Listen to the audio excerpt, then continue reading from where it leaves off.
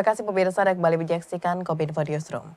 Badan Nasional Penanggulangan Bencana telah menyiapkan 35 unit helikopter sebagai upaya penanganan karhutla di sejumlah wilayah prioritas. Hal tersebut juga akan dioptimalkan melalui operasi teknologi modifikasi cuaca di beberapa daerah yang memiliki potensi awan hujan yang tinggi. Badan Nasional Penanggulangan Bencana akan mengoptimalkan operasi teknologi modifikasi cuaca di sejumlah wilayah yang mengalami kebakaran hutan dan lahan.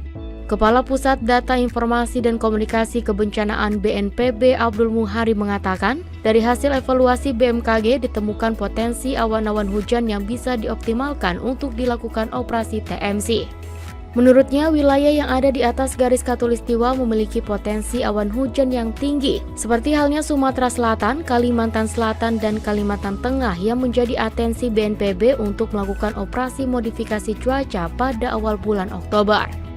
Memang unit-unit dari TMC ini sudah kita standby-kan di lokasi-lokasi prioritas ini, dan bisa misalkan Kalimantan butuh dari Kalimantan Selatan kita geser ke Kalimantan Tengah, atau misalkan Kalimantan Barat mungkin kurang digunakan karena ada dukungan awan secara natural, kita geser ke Kalimantan Selatan. Tetapi bagaimanapun efektivitasnya tentu bergantung pada ketersediaan awan hujan tadi.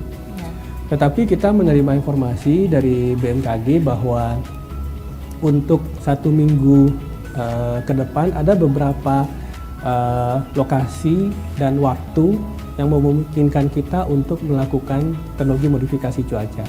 Nah, ini akan kita optimalkan supaya eskalasi dari daerah terdampak ini bisa kita minimumkan. Lebih lanjut, Muhari juga menyampaikan BNPB akan menerjunkan 35 unit helikopter yang terdiri dari 22 helikopter waterbombing dan 13 helikopter patroli untuk memantau titik-titik api di wilayah yang sedang terjadi karhutla. Adapun terkait kabut asap yang melintasi negara tetangga, Abdul Muhari menegaskan bahwa klaim tersebut tidaklah benar dan BNPB akan terus memantau 6 provinsi prioritas karhutla seperti Riau, Jambi, Sumatera Selatan, Kalimantan Barat, Kalimantan Tengah, dan Kalimantan Selatan untuk meminimalisir kemungkinan kebakaran yang terjadi. Kedepannya, BNPB juga akan terus melakukan upaya taktis melalui pendistribusian air bersih di wilayah-wilayah yang mengalami kekeringan, seperti Jawa, Bali, dan Nusa Tenggara yang dilaporkan tidak ditemui potensi awan hujan sehingga sulit untuk dilakukan TMC. Kementerian Komunikasi dan Informatika meluncurkan AISpedia dalam memberikan informasi terkait seluruh rangkaian gelaran KTT AIS Forum 2023. Dirjen IKP Usman Kansong menyampaikan buku saku elektronik tersebut diharapkan menjadi sumber informasi bagi masyarakat dan rujukan bagi media massa dalam mencari informasi KTT AIS Forum 2023.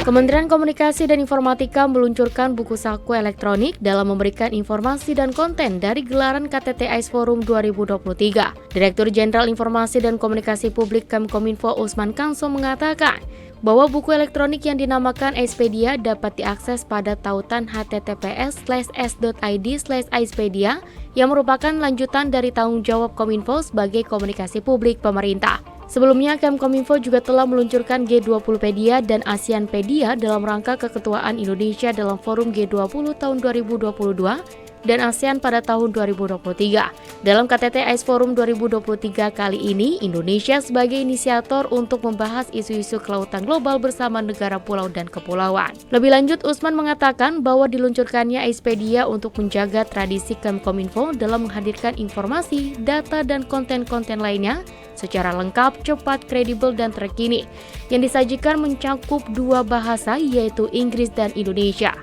Selain itu, AISpedia juga mencakup konten berita foto, infografis, dan videografis berbagai hal terkait pertemuan-pertemuan, juga sisi-sisi lain gelaran internasional negara-negara pulau dan kepulauan yang diharapkan dapat menjadi sumber informasi bagi masyarakat, serta rujukan bagi media massa dalam mencari informasi terkait rangkaian kegiatan KTT AIS Forum 2023. Beralih ke informasi lainnya pemirsa, jelang perhelatan MotoGP 2023, Menparekraf Sandiaga Uno mendorong penonton MotoGP Mandalika menginap di homestay dan desa-desa wisata yang ada di Mandalika. Hingga saat ini diketahui Mandalika telah melakukan banyak persiapan dan berbenah terkait tempat penginapan. Kemenparekraf juga memprediksi pengunjung MotoGP akan mengalami peningkatan 10 hingga 15%.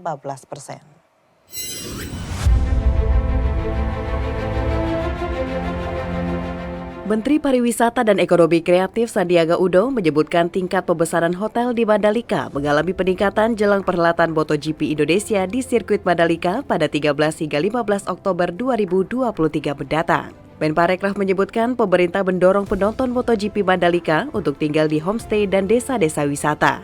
Hal tersebut ternyata banyak mendapat apresiasi karena banyak dari wisatawan yang juga ingin tinggal dan menikmati suasana berbeda. Nah, memang tingkat bookingan hotel itu tinggi, malah cenderung sudah maksimal.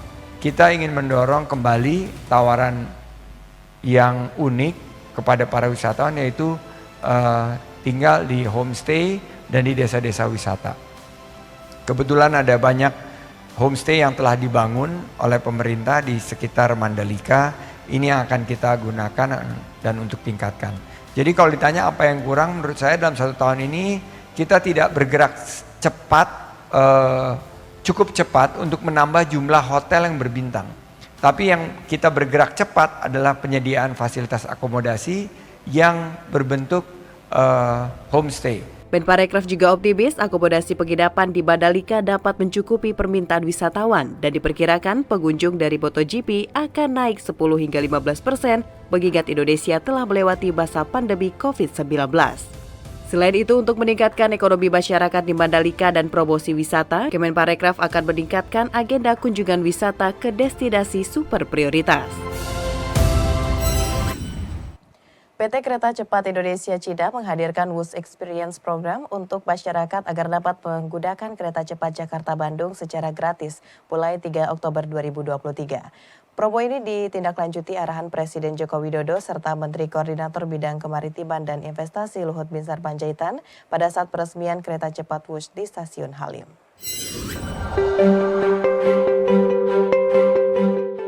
PT Kereta Cepat Indonesia China atau KCIC menyebut, masyarakat dapat menaiki kereta cepat WUS secara gratis melalui WUS Experience Program.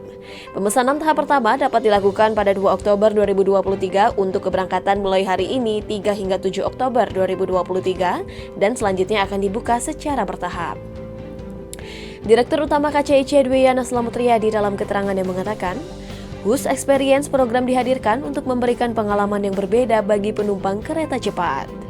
Penumpang akan mulai merasakan bagaimana pelayanan yang diterapkan pada layanan kereta cepat WUS tidak hanya saat dalam perjalanan, tapi juga di stasiun layaknya nanti saat sudah dikenakan biaya. Masyarakat bisa memesan tiket kereta cepat WUS melalui website ayonaik.kcic.co.id.